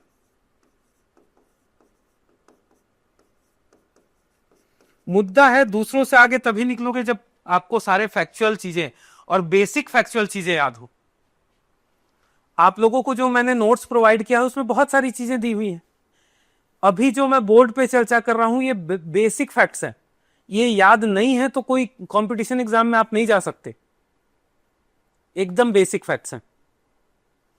तो जब वकाटक वंश की बात करूंगा तो छत्तीसगढ़ में वकाटक वंश का संस्थापक प्रवर सेन फर्स्ट, महेंद्र सेन समुद्रगुप्त से हार जाता है। इसकी जानकारी मिलती है हमें हरिसेन कृत प्रयाग प्रशस्ति से। दूसरा, रुद्रसेन चंद्रगुप्त द्वितीय की पुत्री प्रभावती से विवाह करेगा। तीसरा, प्रवर सेन सेकंड कालिदास इसके शासनकाल में आएगा और मेघदूतम की रचना करेगा। चौथा, नरेंद्र सेन नल नागवंशीय शासक भवदत्त वर्मन से हार जाएगा। पृथ्वी सेन अल्पपति भट्टारक को हराएगा। पृथ्वी सेन के बाद कौन शासन करेगा? हरिसेन। अंतिम शासक माना जाता है उसको। ठीक, वकाटक वंश कंप्लीट। वकाटक वंश के बाद आएगा गुप्त वंश। वकाटक के बाद क्या आएगा? गुप्त। गुप्त वंश में छत्तीसगढ़ से समुद्रगुप्त और चंद्रगुप्त द्वितीय दो ही लोग इंपॉर्टेंट हैं और दोनों का जिक्र यहां हो चुका है। समुद्रगुप्त का जिक्र तो, और चंद्रगुप्त द्वितीय का भी हो चुका है। तो मौर्य वंश से सबसे ज्यादा जो गुप्त वंश से जो सबसे इंपॉर्टेंट बात है वो ये है कि छत्तीसगढ़ के मध्य क्षेत्र को दक्षिणापथ कहा जाता था। पहला प्रश्न बनेगा, गुप्त काल में छत्तीसगढ़ को किस नाम से जाना जाता था? तो गुप्त काल में छत्तीसगढ़ को किस नाम से जाना जाता था? तो दक्षिणापथ। बस्तर को किस नाम से जाना जाता था? तो कांतार। अब गुप्त काल में पहले शासक के बारे में पढ़ेंगे, समुद्रगुप्त के बारे में। किसके बारे में? समुद्रगुप्त। समुद्रगुप्त के शासन काल में रचना हुई पुस्तक प्रयाग प्रशस्ति। भारतीय इतिहास पढ़ोगे ना तो भारत के इतिहास का सबसे मुख्य स्रोत है प्रयाग प्रशस्ति। प्रयाग प्रशस्ति। एक सेकंड रुको, देख लेते।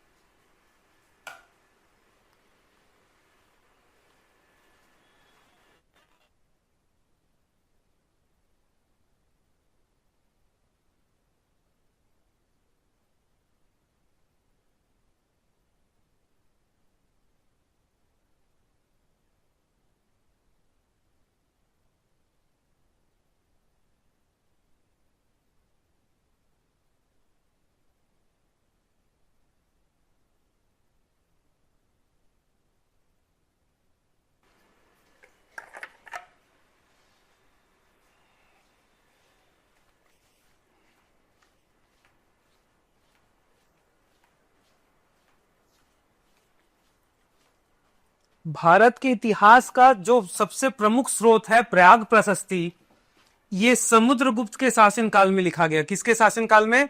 समुद्रगुप्त के शासनकाल में। और समुद्रगुप्त के शासनकाल में किसने लिखा? तो हरिसेन नामक व्यक्ति ने। हरिसेन ने। बहुत इंपॉर्टेंट है भारत के इतिहास के दृष्टिकोण से। और आप लोग यदि मेंस का एग्जाम कभी लिखते हो और कभी भी पुरातात्विक साक्ष्य की बात आए तो सबसे बड़ा लिखित साक्ष्य है प्रयाग प्रशस्ति। दूसरा है ऐहोल प्रशस्ति। दूसरा है ऐहोल प्रशस्ति। ये पुलकेशिन द्वितीय के पुलकेशिन द्वितीय के शासनकाल में लिखा जाएगा। पुलकेशिन सेकंड। कौन लिखेगा? तो रवि कीर्ति देख लेना, कृति, सॉरी, रवि कृति। इसीलिए मैं बार बार वर्ड यूज करता हूं, हरिसेन कृत प्रयाग प्रशस्ति, रवि कीर्ति कृत ऐहोल प्रशस्ति। आपके आंसर में जब भी प्राचीन इतिहास का आंसर लिख रहे हो, उसके स्रोत का नाम डाल दो। आप समुद्रगुप्त के बारे में लिख रहे हो, उसका सबसे बड़ा स्रोत है प्रयाग प्रशस्ति। या इतिहास की जानकारी का स्रोत, तो वो दो मुख्य स्रोत, छत्तीसगढ़ के प्राचीन या भारत के प्राचीन इतिहास का दो मुख्य स्रोत है, वो दो ही है। ठीक। तो समुद्रगुप्त की प्रयाग प्रशस्ति में वर्णित महेंद्र सेन और व्यागराज, दो राजाओं को हराएगा ये। ठीक। अरे इसकी पत्नी का साक्ष्य कोपरा से प्राप्त, ये सब नहीं, एग्जाम पॉइंट ऑफ व्यू से इंपॉर्टेंट नहीं होता वो। ठीक है। मुख्य जो है महेंद्र सेन को हराएगा और व्यागराज को हराएगा। दूसरा है चंद्रगुप्त द्वितीय, चंद्रगुप्त द्वितीय सेकंड। तो चंद्रगुप्त सेकंड क्या करेगा? इसका धनुधारी सिक्का मिला है हमारे यहां से। ठीक है, छत्तीसगढ़ से चंद्रगुप्त द्वितीय का धनुधारी सिक्का प्राप्त हुआ है। और भी बहुत सारी चीज है। दुर्ग के बानाव्रत से गुप्तकालीन सिक्के प्राप्त हुए हैं। दुर्ग के बानाव्रत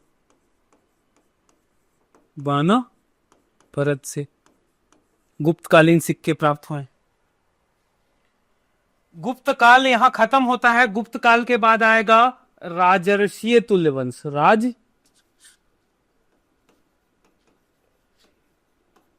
राजर्षीय तुल्यवंश बहुत इंपॉर्टेंट है। राजर्षीय तुल्यवंश, इसे सूरावंश के नाम से भी जाना जाता है। किस नाम से जाना जाता है? सूरावंश।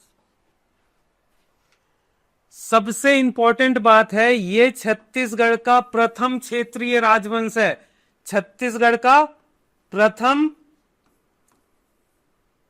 क्षेत्रीय राजवंश। ये कई बार पूछा हुआ है, प्रश्न आगे भी पूछेगा। प्रथम क्षेत्रीय राजवंश छत्तीसगढ़ का कौन है? तो राजर्षीय तुल्यवंश। नींद आ रहा है पीयूष? नहीं। सिमी तेरे को नींद आ रहा है? चावल ज्यादा खा के आई थी क्या? नहीं। तो खाली पेट आ गई है? तो लेट से उठी थी तो मैं लेट क्या होता है? 1 बजे उठी है? कुछ भी नहीं खाई, नाश्ता भी नहीं की? नहीं कि यही ऐसे है। चल अच्छी बात है। आप डांटते जब यहाँ गई। ना खौफ तो होना ही चाहिए। तो राजर्षि तुल्यवंश या सूरावंश प्रथम क्षेत्रीय राजवंश है। इसके 6 राजाओं का नाम मुंह जवानी याद होना चाहिए, बार बार पूछेगा। पहला है सूरा, दूसरा है दैत, ईत। तीसरा है भीमसेन। तीसरा कौन है? भीमसेन। चौथा है विभीषण। अच्छा, तीसरा विभीषण है? तीसरा पक्का विभीषण?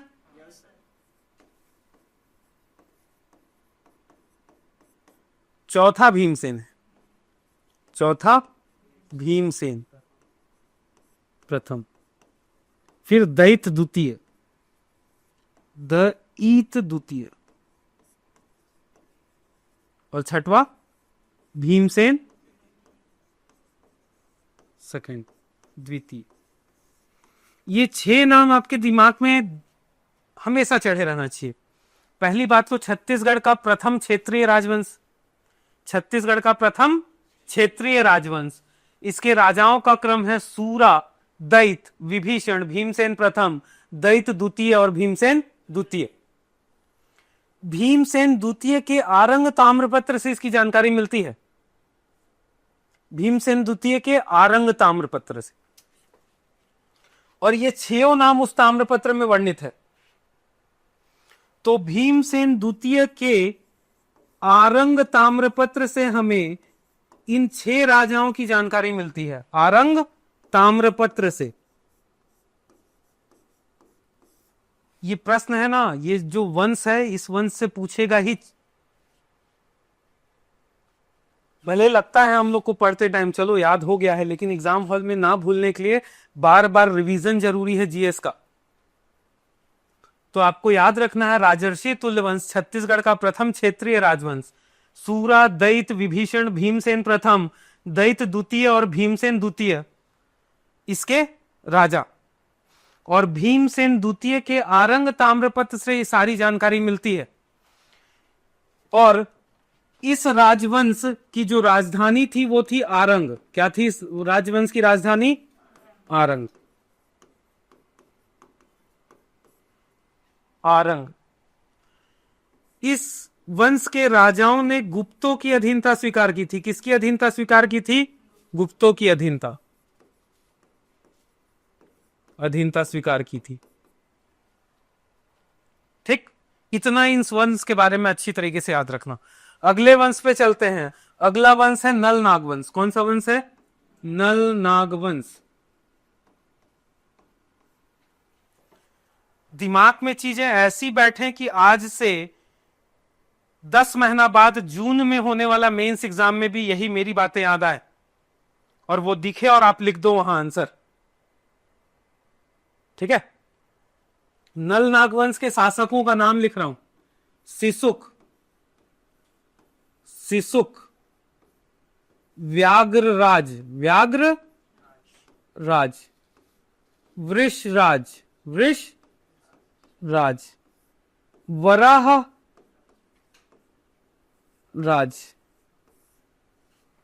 सिसुक, व्याघ्रराज, वृषराज और वराहराज। इसके बाद भौदत्त वर्मन।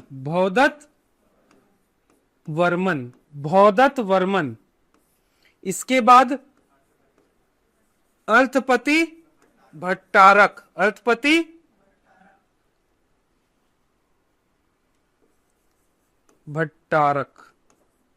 इसके बाद स्कंद वर्मन।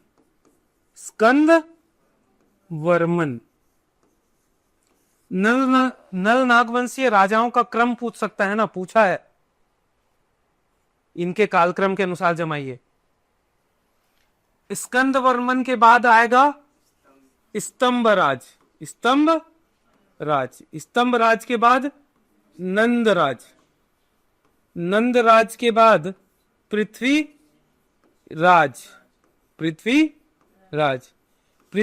के बाद आएगा वीरूपाक्ष के बाद आएगा बिलासतुंग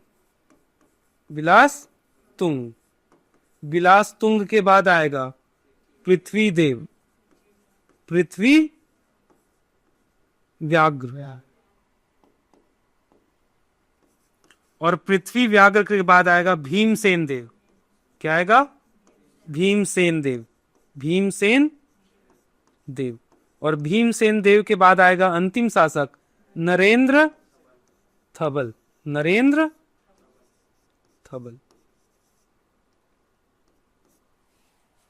ये नल नागवंशीय राजाओं का क्रम है। तो पहली इंपॉर्टेंट बात की इन राजाओं का क्रम याद रखना है। ठीक, याद रहेगा ना? अब बता रहा हूं इंपॉर्टेंट बातें। सिसुक नल नागवंश का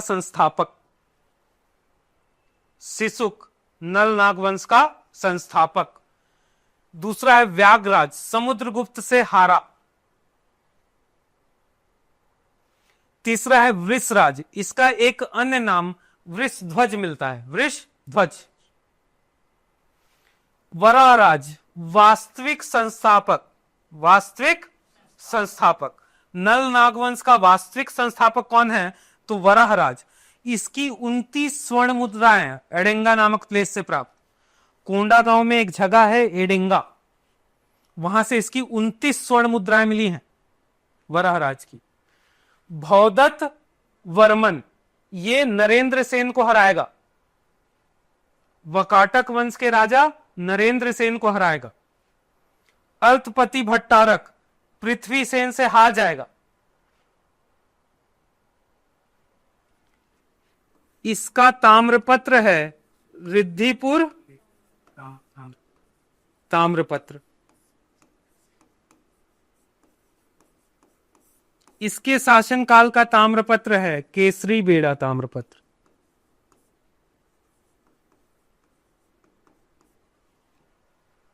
ठीक। स्कंदवर्मन अभी इसका पापा है, यह हारा, तो स्कंदवर्मन नष्ट हुई राजधानी को फिर से बसाएगा, नष्ट हुई राजधानी को फिर से बसाएगा। पोड़ागढ़ अभिलेख, पोड़ागढ़ शिलालेख है सर, इसीलिए पोड़ागढ़ शिलालेख को नल नागवंश का प्रथम शिलालेख कहा जाता है। इस वंश का प्रथम शिलालेख स्कंदवर्मन। इन दोनों की जानकारी पिपरीदुला व कुर्द ताम्रपत्र से मिलती, कुलिया और पिपरीदुला ताम्रपत्र से इसकी जानकारी मिलेगी। कुलिया और पिपरुदुला ताम्रपत्र से इसकी जानकारी मिलेगी। इसके बारे में ये विरूपाक्ष का भक्त होता है, शिव के विरूपाक्ष रूप का पुजारी होता है, इसीलिए अपने पुत्र का नाम विरूपाक्ष रख देता है। विरूपाक्ष के बारे में याद रखना है, बिलासतुंग का पिता, बिलासतुंग का पिता बिलासतुंग। इसके शासन काल में इतिहासकारों में मतभेद है, बताया था, है ना।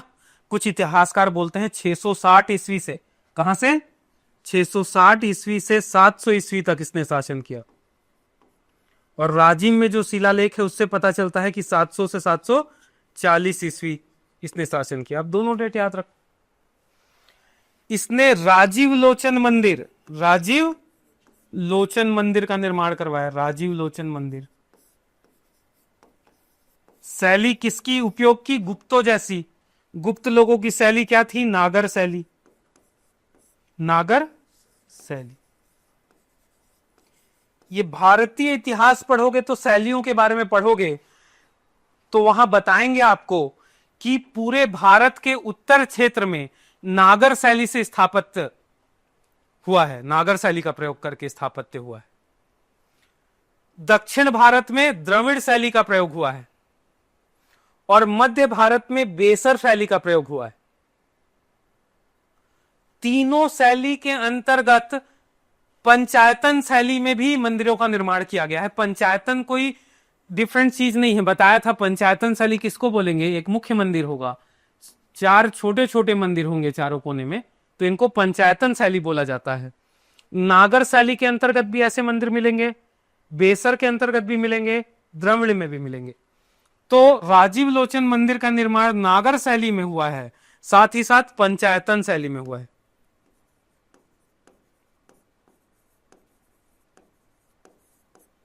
याद रहेगा। इसके बाद कुछ विशेष नहीं जानना है। अंतिम शासक है नरेंद्र थबल। नल नागवंशी शासकों के बारे में जानकारी का मुख्य स्रोत है ऐहोल प्रशस्ति। क्या है? ऐहोल प्रशस्ति। पुलकेशिन द्वितीय, पुलकेशिन द्वितीय के ऐहोल प्रशस्ति के अकॉर्डिंग हमें नल नागवंशियों के बारे में जानकारी मिलती है। नलवाड़ी ग्राम नल वंश से संबंधित माना जाता है, नलवाड़ी ग्राम। ठीक है, कुछ छूट रहा है और महत्वपूर्ण चीज क्या?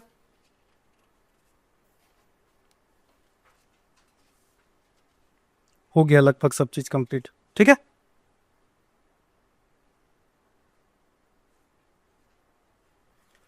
इतना बात नल वंश का एक ही फ्रेम में याद रखना बाबा।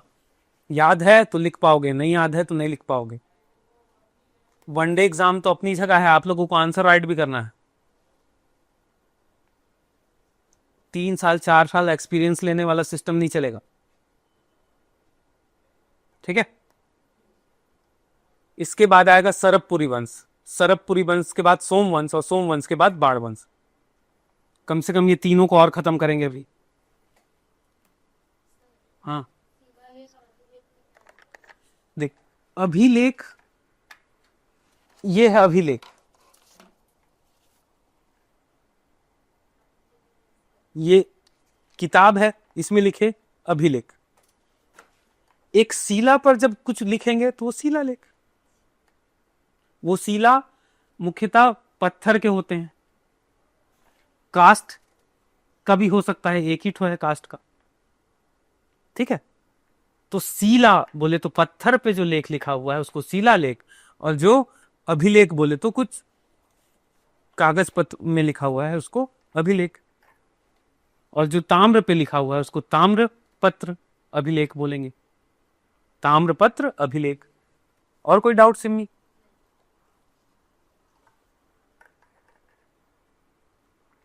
कोई भी डाउट दिमाग में आए तो पूछ लिया करो, है ना।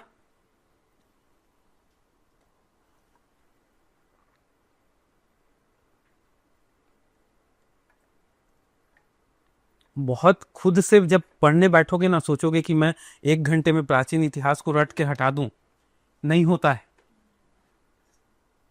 सच्चाई बता रहा हूं, आज भी नहीं होगा और आने वाले समय में भी नहीं कर पाओगे। लेकिन मैं बता रहा हूं, उस दिन आप सक्सेस हो छत्तीसगढ़ के इतिहास में, जिस दिन प्राचीन इतिहास को आप आधे घंटे में पूरा रिवाइज करके खत्म कर दो। वहां तक कैसे जाते हैं? एक बार रिवाइज करेंगे, फिर कुछ दिन बाद दोबारा रिवाइज करेंगे, फिर 12 करेंगे, फिर 4 बार करेंगे।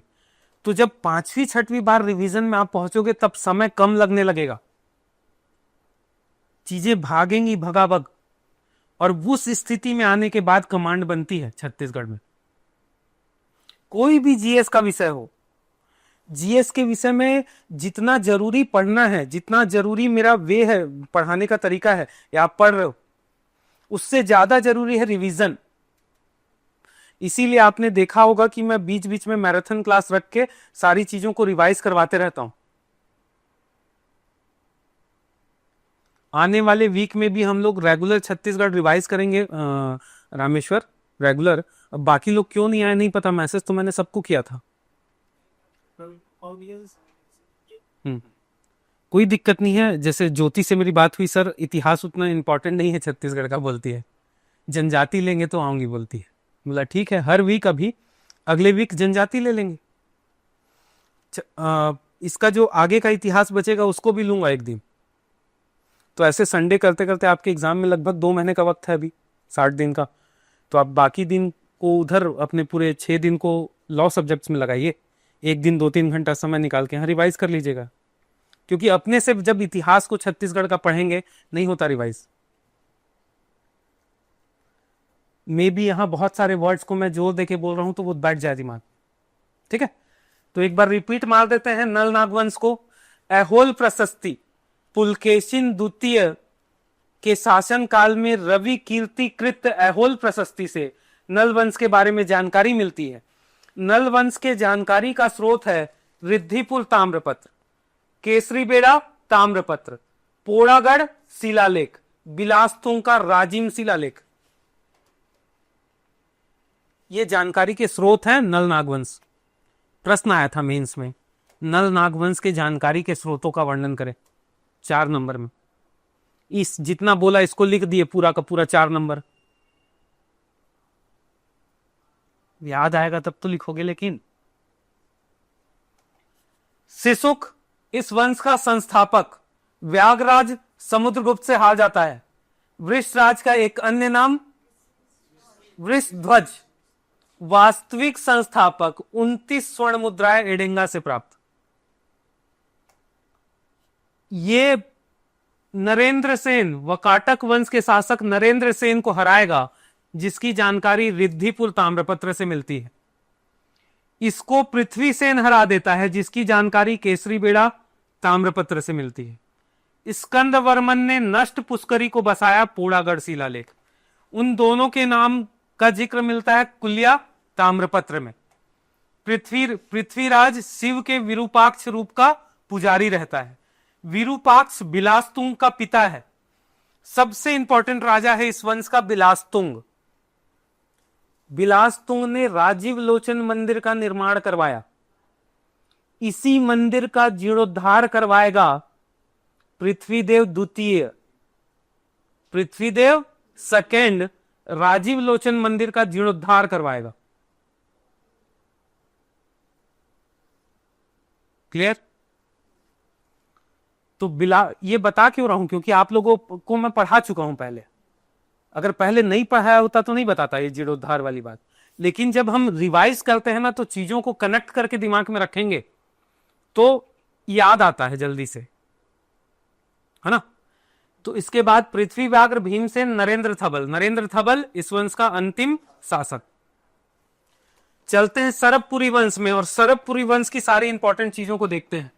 सरबपुरी वंश, सरबपुरी वंश, सरबपुरी वंश का संस्थापक सरबराज। सरबराज, सरबराज के बाद नरेंद्र, नरेंद्र के बाद प्रसन्न मात्र, प्रसन्न मात्र, प्रसन्न मात्र के बाद प्रवरराज फर्स्ट, सुदेवराज, सुदेवराज, और सुदेवराज के बाद प्रवरराज सेकंड। इतना मुख्य राजा है इसके। सरबराज इस वंश का संस्थापक।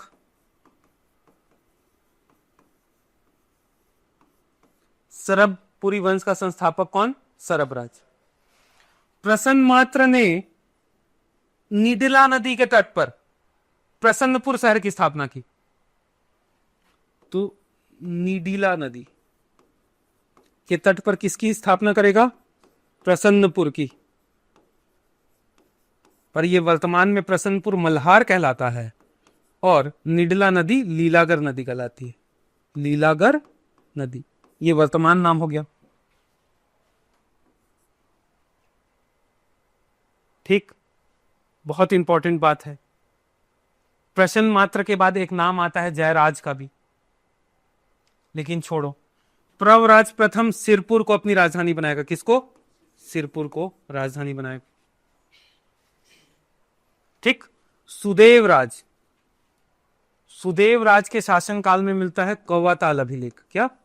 कौवाताल अभिलेख।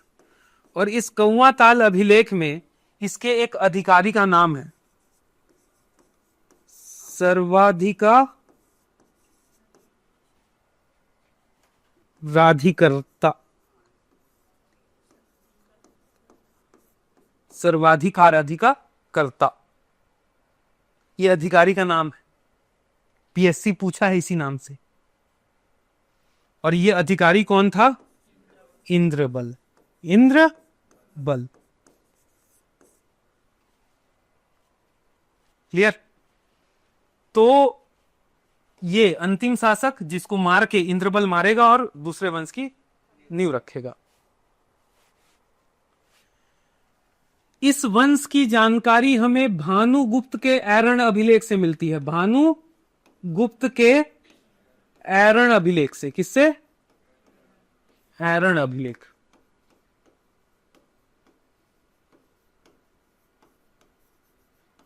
इस वंश की 3 राजधानियां हैं। सरबपुर, प्रसन्नपुर और श्रीपुर। इनका वर्तमान नाम, वर्तमान जगह ये सारंगगढ़, ये मल्हार और ये सिरपुर। तो वास्तविकता ये है, आप लोग समझिए वास्तविकताओं को, कि इतनी चीजें सरब जो लिख दिया ना बोर्ड में, यही सबसे इंपॉर्टेंट चीजें हैं इस वंश के बारे में। और पीएससी ने पूछा है कि सरबपुरी वंश की निम्नलिखित में से कौन कौन सी राजधानी थी। पहला ऑप्शन दिया था सरबपुर, दूसरा प्रसन्नपुर, तीसरा श्रीपुर और चौथा ऑप्शन था सभी। सभी। भानुगुप्त के एरन अभिलेख में इस वंश के बारे में जानकारी मिलती है और सरबपुरी वंश के संस्थापक का नाम है सरबराज। पीयूष, हो सकता है थोड़ा सा आपको टफ लग रहा हो, क्यों? क्योंकि आपने पहले नहीं पढ़ा है। आप पहले जब पढ़े होते तो बहुत आसान लगता ये। क्यों दीपक, आसान लग रहा है ना? तो आप निश्चिंत रहो, अपन जैसे भी आगे भी बढ़ेंगे, आगे भी पढ़ेंगे कोई भी सब्जेक्ट, तो आपको चीजें यहां से याद होके मिलेंगी, वो भी रेगुलर बेस पे, ठीक है? तो सरबराज इस वंश का संस्थापक। दूसरा इंपॉर्टेंट राजा है प्रसन्न मात्र, प्रतापी राजा है ये। निडला नदी के तट पर प्रसन्नपुर शहर की स्थापना करेगा। प्रवराज प्रथम सिरपुर को राजधानी बनाएगा। सुदेव राज का कौवा ताल अभिलेख बोलता है, कौवा ताल अभिलेख से उसके एक अधिकारी का नाम पता चलता है, इंद्रबल। और वो इंद्रबल इसका कौन सा अधिकारी था? सर्वाधिकार करता। जो पढ़ लो उसको, सर्वाधिक अराधिकर्ता, ठीक नाम है, बार बार पढ़ के रटो, वही अधिकारी है। अरे कुछ नहीं है, सर्वाधिक लिखना, सर्वाधिक, फिर अराधिकर्ता। पूरा को एक साथ पढ़ोगे तो दिक्कत जाएगा। सर्वाधिक को अलग कर लो, अराधी को अलग कर दो, सर्वाधिक फिर अराधी करता। बोल रहा हूं सर्वाधिक, मेंस में लिखना भी पड़ेगा ना वो नाम को, अगर आता है तो प्रश्न। तो सर्वाधिक जैसे भी लिख के याद करो। मैं तो लिख दिया ना बिना देखे, देख के लिखा क्या मैं? जैसे भी बैठाना है, दिमाग में बैठाना है, लेकिन ठीक। तो ये सरबपुरी वंश खत्म। सरबपुरी का अंतिम राजा है प्रवराज प्रथम। ये जो है ना इंद्रबल, राजा का मर्डर कर देगा और खुद के वंश की नींव रखेगा और कहलाएगा सिरपुर का पांडु या सोमवंश। सिरपुर के पांडु वंश या पांडु या सोमवंश। देखो प्रमुख चीजें बता रहा हूं, मेरे को पूरा डिटेल पता हुआ है। सोमवंश की 4 शाखाओं के बारे में छत्तीसगढ़ में पढ़ना है, उन 4 में से एक के बारे में बता रहा हूं बस, ठीक। रटो नाम, जो जो लिखूंगा रटना।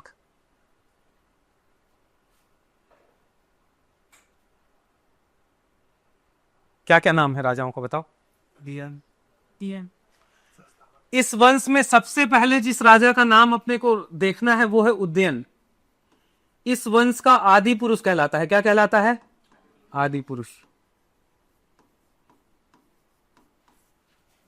इस वंश का आदि पुरुष उदयन। तो एग्जाम में प्रश्न पूछता है कि सिरपुर के पांडु वंश या सिरपुर के सोमवंश के आदि पुरुष कौन है, तो उत्तर होगा उदयन। दूसरा नाम आता है इंद्रबल। इंद्रबल इस वंश का संस्थापक।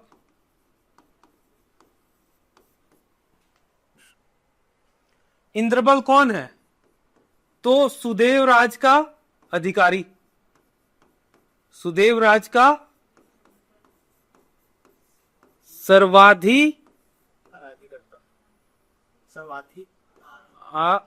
आराधिकर्ता।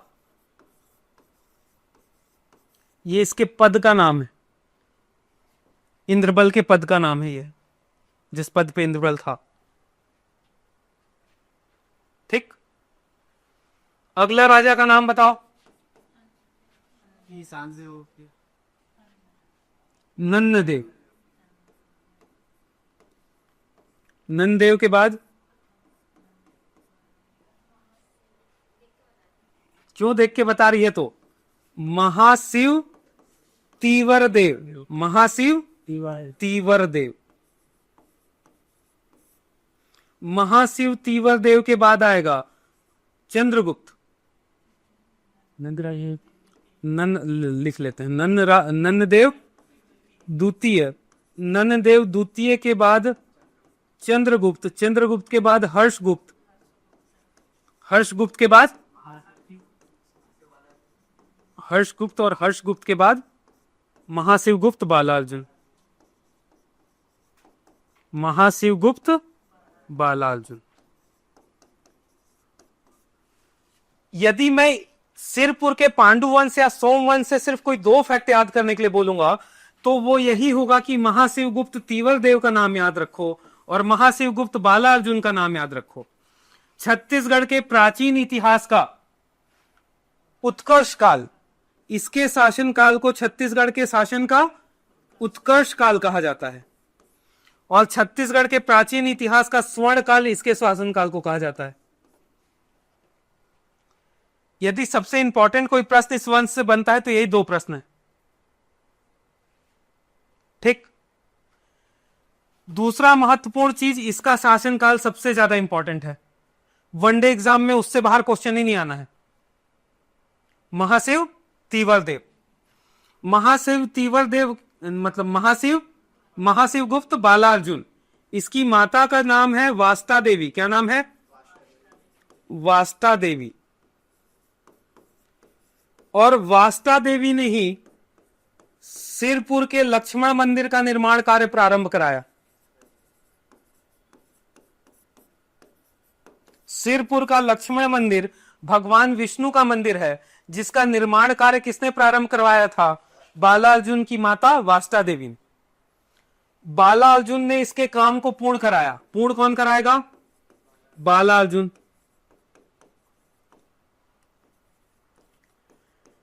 सबसे प्रमुख बात इन्हीं के शासनकाल में, बालार्जुन के शासनकाल में, चीनी यात्री ह्वेनसोंग, कौन? ह्वेनसोंग। चीनी यात्री ह्वेनसोंग छत्तीसगढ़ की यात्रा पर आएगा 369 ईस्वी में। और ह्वेनसोंग ने अपनी पुस्तक सीयू की, पुस्तक का नाम क्या है? सीयू की में छत्तीसगढ़ का नाम क्या लिखा इसने? किया सा लो। तो ह्वेनसोंग ने अपनी पुस्तक में छत्तीसगढ़ का नाम किस नाम से संबोधित किया है? छत्तीसगढ़ को किया सालो। खत्म सिरपुर का पांडुवंश सोमवंश। जब अपन डिटेल से पढ़ रहे थे लास्ट वीक तो बहुत सारी बातें बताया हूं। आज जब पढ़ रहे हैं तो सिर्फ इंपॉर्टेंट बातों को देख रहे हैं। बहुत जरूरी है छत्तीसगढ़ सामान्य अध्ययन के पढ़ाई के समय कि हम चीजों को रिपीट करते चलें। रिपीट नहीं करेंगे तो याद नहीं होगा, याद नहीं होगा तो एग्जाम नहीं निकलना है। इसके बाद अंतिम वंश के बारे में पढ़ना है, बाण वंश के बारे में। और आज का लास्ट टॉपिक है ये बाण वंश। बाण वंश की राजधानी क्या है? पाली। 4 फैक्ट है यहां जो कि याद होना चाहिए। इसकी राजधानी क्या है? पाली। इसका संस्थापक कौन है?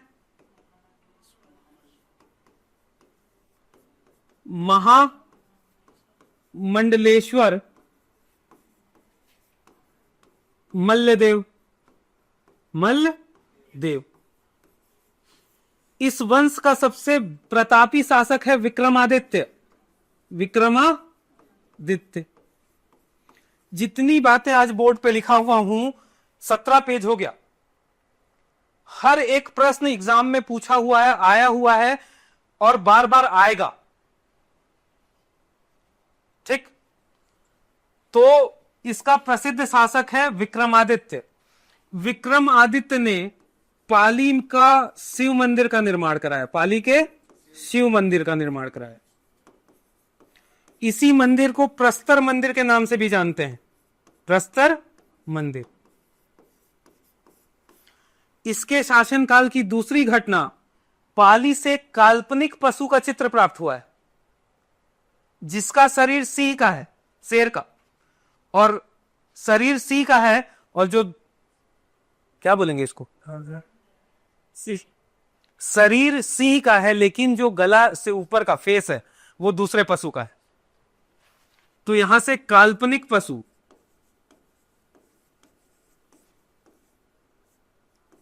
काल्पनिक पशु का चित्रण मिला है जिसका शरीर धड़ सिंह का है और फेस किसी अन्य पशु का है। लो, खत्म छत्तीसगढ़ का प्राचीन इतिहास। तो इनडायरेक्टली जो अभी स्कैनर से आप लोगों को स्कैन मिलेगा, ये छत्तीसगढ़ के प्राचीन इतिहास के हाईलाइटेड चीजें हैं। आज आबकारी आरक्षक का एग्जाम हुआ है, उस एग्जाम के खत्म होने से पहले से मैं यहां हूं, आप देख रहे हो हूं ना। क्या अपन आबकारी, क्या मैं देखा हूं उस पेपर को? नहीं देखा हूं, जाके देख लेना। यदि यहां से 2 क्वेश्चन आया होगा तो दोनों यहीं से होगा जितना पढ़ाया। जाओ, आबकारी आरक्षक का जो आज एग्जाम दे रहे थे बच्चे, 1:30 बजे निकले होंगे उन लोग बाहर। प्राचीन इतिहास का क्वेश्चन मिलाना। अगर जो जिस लेवल के एग्जाम अभी हो रहे हैं नॉर्मल लेवल के, उस लेवल का एग्जाम होगा तो दोनों क्वेश्चन यही का होगा, इसी 17 पेज से होगा। यदि पेपर हार्ड आया होगा तब चांसेस है कि एक क्वेश्चन यहां से हो, एक क्वेश्चन बाहर से हो।